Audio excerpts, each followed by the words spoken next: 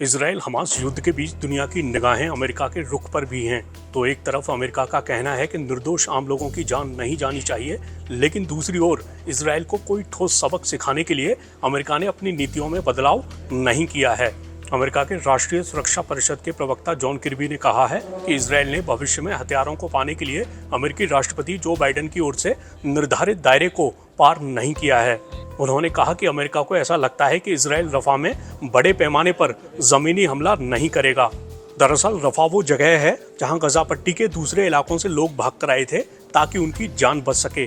किर्बी ने कहा, हम जो भी देख रहे हैं उससे लगता है कि इसराइल रफा के आबादी वाले इलाके में कोई बड़ा जमीनी अभियान नहीं चला रहा। किर्बी ने रफा में इजरायली हवाई हमले में हुए जान माल के नुकसान को दिल दहला देने वाला और भयावह करार दिया। किर्बी ने कहा कि अमेरिका इस हमले के संबंध में इसराइल द्वारा की जा रही जांच के नतीजों को देख रहा है। रफा में हालिया हमले को लेकर इसराइल का कहना है कि उसने हमास के लड़ाकों को निशाना बनाया और उसका इरादा आम लोगों पर हमला करना नहीं था। मीडिया रिपोर्ट्स में बताया गया है कि इजरायली हमलों में जो लोग मारे गए हैं उनमें विस्थापित लोग भी शामिल थे। किर्बी ने कहा, हमने कई बार ये भी कहा है कि इसराइल को आम लोगों की जान बचाने के लिए हर संभव एहतियात बरतनी चाहिए। ये पूछे जाने पर कि हमले को देखते हुए अमेरिका की नीतियों में बदलाव आएगा, किर्बी ने कहा, नीति में बदलाव के बारे में कोई जानकारी नहीं है। इस बीच इसराइल के करीबी यूरोपीय सहयोगी फ्रांस ने कहा कि वो हिंसा से आक्रोशित है।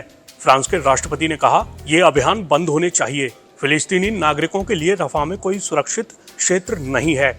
मैं अंतर्राष्ट्रीय कानून के प्रति पूर्ण सम्मान और तत्काल युद्ध विराम का आह्वान करता हूँ। उधर इसराइल साफ कह चुका है कि हमास के खात्मे तक उसका युद्ध जारी रहेगा। इस युद्ध की शुरुआत इसराइल पर हमास के बड़े हमले के बाद हुई थी। इस हमले के दौरान इसराइल से लोगों को बंधक बनाकर गजा भी ले जाया गया था।